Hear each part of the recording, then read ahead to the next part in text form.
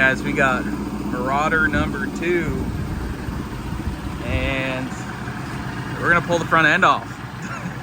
It kind of stinks to take apart the good together front end car, but you know, got to make a sacrifice. So we're gonna start to pull the front end off the good Marauder.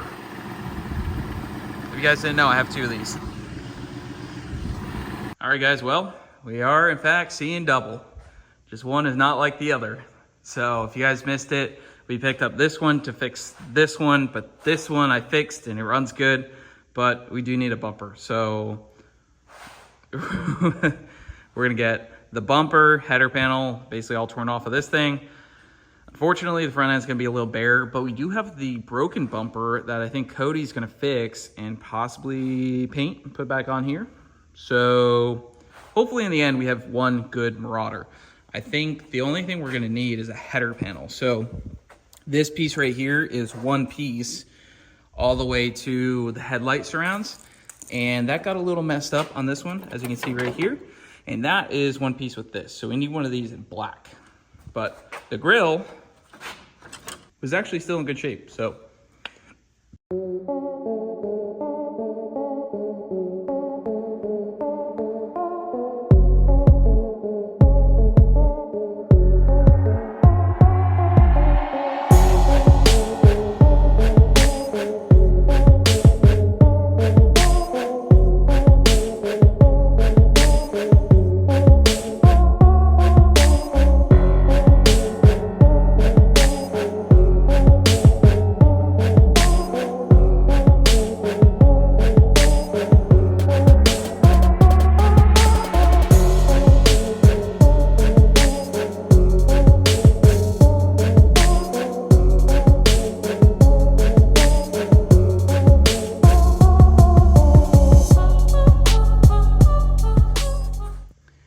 Okay, I had to go to YouTube to figure out how to move the panel enough just to get it moved out. But we got the header panel out, so we're gonna swap over to there. All right, guys, we are jumping around a little bit. We got the front bumper on, off. I did notice one little problem is, well, this comes out just a little too far, which is preventing the bumper from going and fitting fully. It's actually basically just that little bump out there. So I'm debating on cutting that down and try to get it closer, taking it off or trying to hammer it in on that point. That's just preventing the bumper from fitting. This fits. It does stick a little bit below the bumper, but I think it will not look super goofy. So we'll see how that ends up looking. Now, I skipped around a little bit, and back here, we actually got the fuel lines ran. So return and feed. So we actually got the feed running up over, down to our fuel filter. We are just one line away right here to the Y block, which is right there. And then we're done. Fuel lines are done. I found where we're gonna run our wiring into, right into there. And that's gonna be our fuel pump wiring. And our level sender is already plugged in. Factory plug-in, boom, done, easy. So, looking pretty good. Okay, so we got the bumper just kind of mocked up. You can see the heat exchanger does stick below, but it does clear, so that's cool. And we'll have a bumper on it again. Trying to get a better angle. I don't know how I feel about the heat exchanger sitting up like that or sitting below. But there's not too many options other than running a smaller heat exchanger. So I don't think ground clearance wise we have any issues because this thing's not even super low. But yeah, just something to know. All right, guys, so I'm pretty excited. We just got the PCM back from Power by the Hour. What I had them do, we're still not sure why I can't read or write to this, but I built a base file. So basically the 1050X data, the GT500 throttle body, return style fuel system, the Predator blower, basically threw in an E85 base map that if I nailed this right and I still have problems with being able to flash this PCM, we should in theory be able to drive this. So if I did my job right. So I just plopped the PCM in there. We're gonna hook up to HP tuners, get the data logger going. I just wired the fuel system in. It works on key on. So if I key on, now I only have 2 gallons of gas. So if it stalls and runs out of fuel, won't be surprised. But you can actually hear the fuel pump working, which is pretty sweet. So we're gonna go ahead and connect.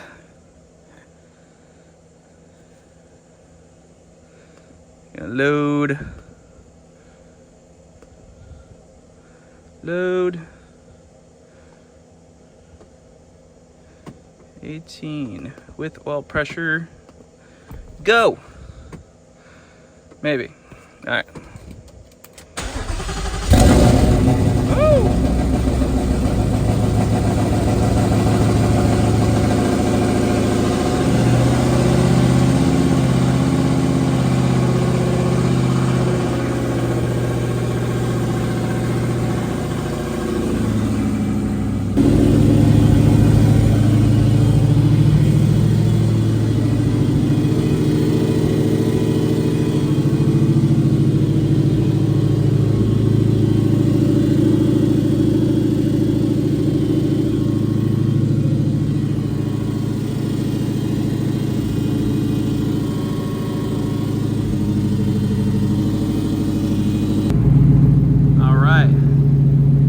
Pretty good now.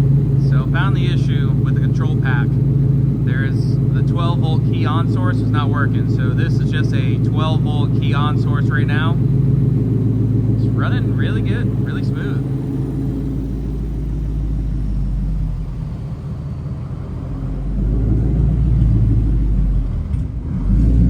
Does need a little bit of map correction, so you can see it's searching a little bit right there. So we're gonna have to add a little bit to that lower portion of the map.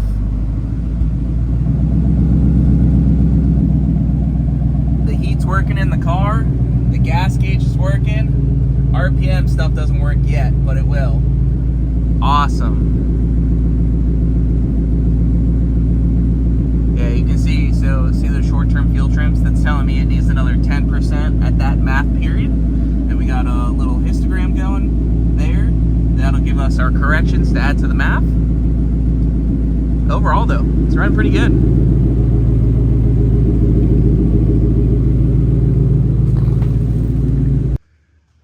All right, we're gonna test the transmission and make sure it even works. Go ahead and start it. It's loud, of course.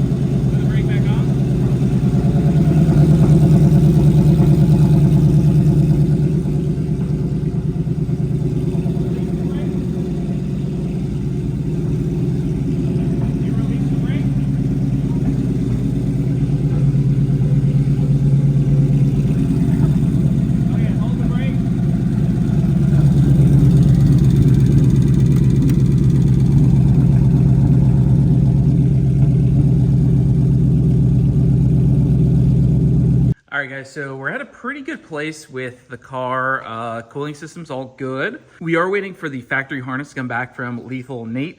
He goes ahead and strips out factory harnesses and gives you basically exactly what you need, which is RPM, water temp, and oil pressure, I think.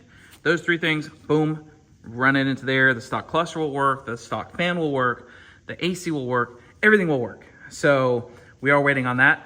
Now I have mounted the Volvo pump. That's where that's gonna live. I have to still wire the intercooler pump. I can't find the pigtail for that, so I gotta buy another one. So we're in a good place. Now, there is a new issue that kind of popped up. So I did say, well, it's very cold, but I did say that, you know, we were working on trying to get the rear wheels moving and the shifter cable. I got some more parts to kind of fix that shifter cable that broke because I still can't find a stock Maruader shifter cable. My shifter setup for this would be extremely easy if that worked, but it doesn't work. So, or I can't find a shifter cable. Now, the car starts up, flick of the key, boom, it runs pretty decent. I need to touch up a little bit on the fuel trims on the, at idle. It needs like another 10% on the MAF, but we'll get there. It runs good enough to you know, do what we need to do. Now, we put it in gear, it moved the rear tires, and then stopped, and then wouldn't go in gear. So here's the background of this engine and transmission. I bought this engine and transmission. Well, I bought a car. I bought a 2021 Mustang GT, had an ESS blower on it. It was wrecked. It was actually a rollover. I don't get too worried about rollover cars. There's a reason why I kept this drivetrain for myself is because, well, if there was something wrong, I'd rather put it in my car and deal with it than sell it to someone. So bought the car, rollover, sold the blower, sold all that stuff. And I pulled the engine and trans out myself. I left oil in it. I left transmission fluid in it. When I took the engine and trans, you know, separated them, did the oil pump gear, crank gear, drained the oil out of it, left the transmission fluid in it.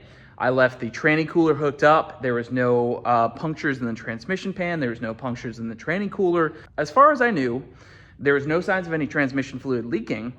This thing was still full of transmission fluid. Well, put it in gear, moves a little bit, doesn't move, transmission stuck solenoid code and a bunch of other transmission codes.